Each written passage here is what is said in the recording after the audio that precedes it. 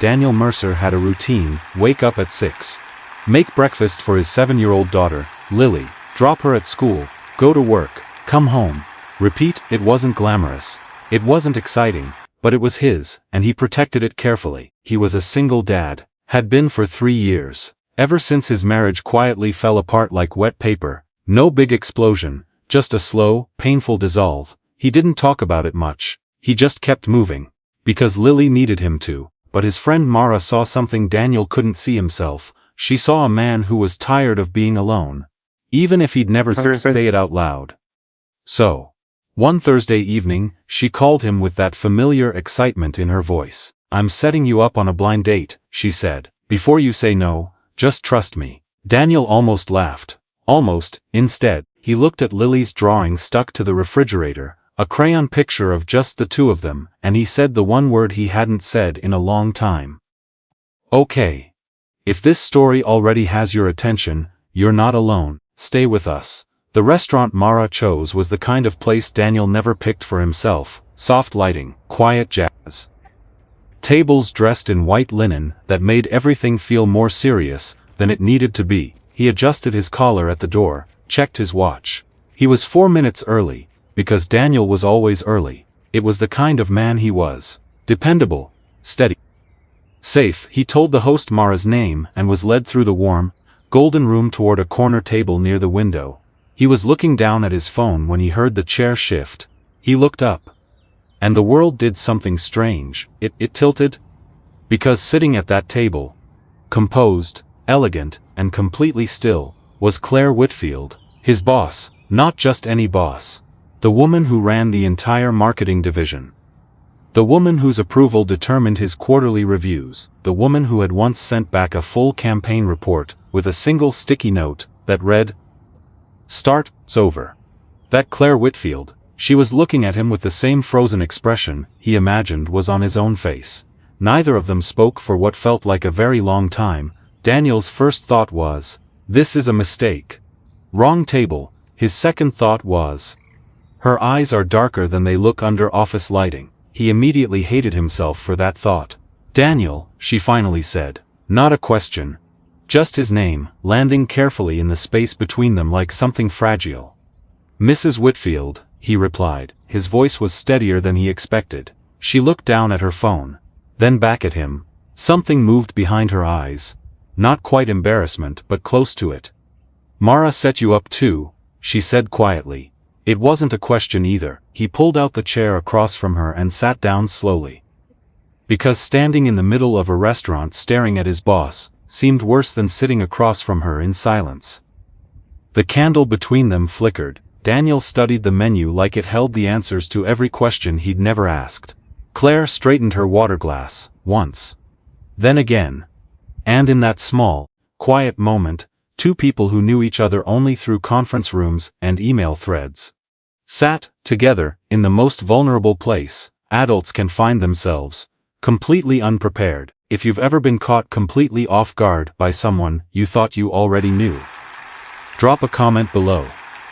This story is just getting started. The waiter came and went twice before either of them ordered, not because they weren't hungry, but because the air between them needed time to settle. Like dust after something falls, it was Claire who spoke first. "We can leave," she said. Her voice was calm, professional, the same tone she used in Monday morning briefings. "No one has to know this happened." Daniel nodded slowly, but neither of them moved. The candle flickered again. Outside the window, the city moved in its usual rush. Headlights, footsteps, strangers going somewhere. In here, everything was strangely still. "Or," Daniel said quietly, "we could just eat." Claire looked at him, really looked at him. Like she was reading something written in small print. Then, almost invisibly, the corner of her mouth moved. "Fine," she said, "we eat," and something shifted, not dramatically. Not the way it happens in movies. It was quieter than that. More honest. They ordered. They talked about the menu. Then somehow, without planning it, they started talking about other things. Claire mentioned she hadn't been to a restaurant like this since her last work trip to Boston. Daniel said he mostly ate wherever Lily would finish her plate without a negotiation. Claire smiled at that. A real one. not the polished boardroom version. How old is she? Claire asked. 7, Daniel said. Going on 40, Claire laughed softly, and Daniel realized, sitting very still so he wouldn't break the moment, that he had never heard her laugh before, not once. In 2 years of working under her, she told him she'd grown up the eldest of 2 sisters. That responsibility had followed her like a shadow her whole life. That she sometimes missed being someone who didn't have all the answers. Daniel understood that more than she knew. He told her about Lily's crayon drawings. About the one on the refrigerator, about how some mornings that drawing was the only thing that made the routine feel like enough. Claire was quiet after that. But it wasn't an uncomfortable quiet. It was the kind of quiet that means someone is actually listening. By the time dessert arrived, Daniel had forgotten, just for a moment, who she was at the office, and Claire had forgotten, just for a moment, to be guarded. That moment when a wall comes down without you even noticing. If you know that feeling, this story is for you. Make sure you're subscribed so you don't miss what happens next. Daniel walked Claire to her car after dinner. The night air was cooler than expected. Neither of them had said much since they paid the check, splitting it down the middle, quiet and careful. Thank you, Claire said when they reached her car. For staying. Yeah, Daniel said. Me too. She looked at him one more time. And something passed between them that had no name yet. Then she drove away. And Daniel stood there under the streetlight, feeling like I'd just stepped out of someone else's life and back into his own. His phone buzzed, a text from Mara. How did it go? Daniel stared at the message, then he called her. She picked up on the first ring. Well? Mara asked, her voice bright with expectation. You didn't tell me it was my boss. Daniel said. There was a pause, not the kind that means surprise, the kind that means she already knew. I know, Mara said softly. What? I know who she is, Daniel. His chest tightened. Claire is my sister. The words landed like stones in water, heavy, sinking. Daniel stopped walking, right there in the middle of the sidewalk. You set this up on purpose, he said. It wasn't a question. Yes. Why? Mara's voice was gentle but firm, like she'd thought this through 100 times before making the call. Because you're both so afraid of being seen that you've forgotten what it's like to actually be happy. And I thought, maybe if you met somewhere neutral, somewhere that wasn't about work or responsibility, you'd finally see what I've seen for months. Which is what? Daniel asked. His voice was sharper now. That you're perfect for each other. Daniel didn't say anything, because part of him, the part he didn't want to admit existed, knew she was right. You had no right, he said finally. Maybe not, Mara replied, but tell me I'm wrong. Tell me you didn't feel something tonight. He couldn't, because he did. And that terrified him more than anything else. He hung up, stood under the glow of a streetlight, and thought about Claire's laugh. The way she leaned forward when she talked about something that mattered, the way she looked at him like he was more than just an employee, sitting across a desk. Back in her apartment, Claire sat on her couch with a glass of wine she hadn't touched. Her phone screen glowed with a message from Mara. I'm sorry I didn't tell you. But I'm not sorry I did it. Claire closed her eyes. She should have been angry, but all she felt was exposed. Everything just changed, and so did the stakes. If you're hooked, hit that like button. You're going to want to see how this unravels. Monday morning came too quickly. Daniel sat at his desk, staring at an email he'd rewritten 4 times. It was about a campaign timeline. Simple. Professional. The kind of email he sent a dozen times a week. But this one was going to Claire. And suddenly nothing felt simple anymore. He hit send before he could overthink it again. 2 floors up, Claire read the email twice, then closed it without responding. She told herself it was because she was busy.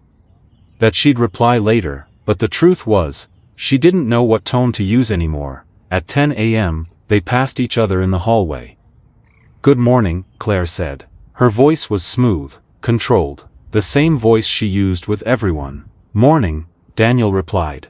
They didn't stop, didn't slow down, just kept walking like 2 people who had never shared a dinner, never laughed, never let their walls come down. It felt like a betrayal of something neither of them could name. By Wednesday, Daniel started taking the stairs to avoid the elevator. He moved his usual lunch hour earlier. He stopped lingering near the break room, because every time he saw her, something twisted inside his chest. And he couldn't afford that. He had a daughter, a mortgage, a job that kept both of those things stable. He couldn't risk any of it for a feeling that might disappear the moment reality caught up. So he did what he always did. He pulled back, protected himself, built the walls higher. At home that night, Lily asked him if he was sad. Sweetheart, Daniel said, just tired. She looked at him the way only children can, like she could see straight through every word. You look sad, she said. He kissed the top of her head and didn't argue. Meanwhile, Claire sat alone in her office long after everyone had gone home. She opened Daniel's file on her computer. Performance reviews, project notes, timelines, everything professional. Nothing personal. She told herself that was exactly how it should be. But when she finally turned off her computer and walked to her car in the empty parking garage, the loneliness hit harder than it had in years, because for one night, just one, she had felt like someone saw her. Not the title. Not the authority, just Claire. And now that was gone, she didn't blame Daniel for pulling away. She would have done the same thing. Maybe she already had. When fear gets louder than hope, that's when the story gets real. Drop a comment if you've ever walked away from something because you were too afraid to stay. The crisis came on a Thursday. A major client threatened to pull their contract. 6 months of work, millions in revenue. The kind of disaster that made executives panic and employees go silent. Claire called an emergency meeting. She needed her best people, and whether she wanted to admit it or not, Daniel was one of them. They were assigned to the same task force. 6 people, 2 weeks to fix what was broken, which meant long hours, late nights, and no space to hide. The first evening, they worked until 9. The office emptied out around them. It was just Daniel, Claire, and 2 others huddled around a conference table covered in notes and coffee cups. Daniel suggested a messaging pivot. Claire built on it. He clarified a detail. She smiled, briefly, and wrote it down. And just like that, the rhythm returned. By the second week, it was often just the 2 of them finishing reports after midnight. One night, Claire leaned back in her chair and rubbed her eyes. I forgot what this feels like, she said quietly. What? Daniel asked. Working with someone who actually gets it. He looked at her, and all the distance he'd carefully built started to crack. He said, I know what you mean. She met his eyes. And for just a moment, the office disappeared. It was just 2 people. Trying, hoping, scared, but the world didn't stop for moments like that. By Friday, the whispers started, quiet at first. A glance exchanged between coworkers. A conversation that stopped when Daniel walked by, then someone said it out loud in the break room. You think he's playing her? I mean, she's his boss. That's a smart move if you want to secure your spot. Another voice laughed. Can't blame him. She's got all the power. Daniel didn't hear it himself. But his coworker Rachel did. She told him that afternoon, pulled him aside. Voice low. People are talking, Daniel. They think you're using her to get ahead. The words hit him like cold water. That's not. I know, Rachel said gently. But it doesn't matter what's true. It matters what people believe. Daniel felt something break inside his chest. Because it wasn't just a rumor, it was a weapon, one that could destroy the only real thing he'd felt in years. And the worst part? Claire was about to hear it too. When the truth gets twisted into something ugly, that's when everything falls apart. If you're still with us, subscribe now. You won't want to miss how this ends. Claire heard the rumor on Monday morning, not directly, never directly. But she saw it in the way her assistant looked at her. In the careful silence when she walked into a room, in the email from HR asking if there were any conflicts of interest she needed to disclose. She knew exactly what they meant, and it made her feel sick. That night, she texted Daniel. We need to talk, my office, 6 p.m. He showed up at exactly 6. Of course he did. Claire closed the door behind him. Her face was unreadable. I'm hearing things, she said, about us. Daniel's jaw tightened. I know. Is any of it true? The question hung in the air like smoke. No, Daniel said. His voice was steady. Firm. None of it. Claire looked at him for a long time. And he saw something in her eyes he hadn't expected. She wanted to believe him, but she was afraid. "This could ruin both of us," she said quietly. "You know that, right?" "I know." "So what do we do?" Daniel took a breath. "The kind you take before jumping off something high." "I could transfer," he said, "request a different division, work under someone else. That would stop the rumors." Claire's expression didn't change. But something flickered. "Is that what you want?" she asked. "No." The word came out before he could stop it. "What I want," Daniel said, his voice breaking just slightly, "is to stop pretending that dinner didn't mean something. That working next to you doesn't make me feel like I'm finally awake after years of sleepwalking." Claire's breath caught. "But I also have a daughter," he continued, "and a life that depends on me being smart. Being safe. So if you need me to walk away to protect yourself, I will." Silence filled the room, then Claire did something she never did. She let her guard fall completely.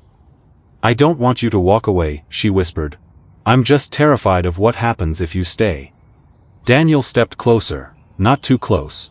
"Just enough." "So am I," he said.